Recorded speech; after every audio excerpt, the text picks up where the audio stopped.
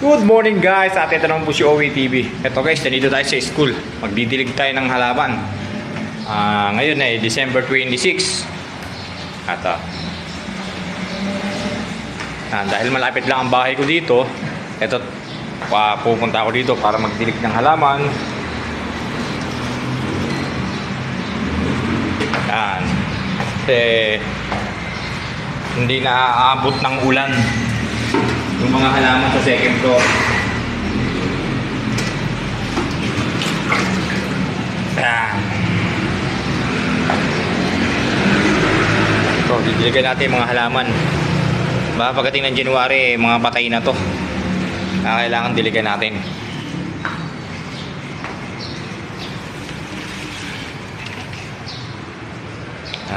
Ay, hanggang dun pa. Yan ang mga didiligan kong halaman.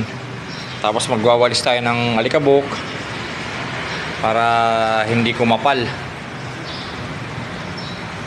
Yan, kahit walang pasok binibisita natin tong school.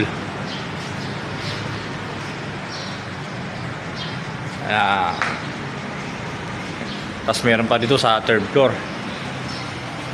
Hanggang dito muna guys, at magkakot pa ako ng tubig. Maraming salamat.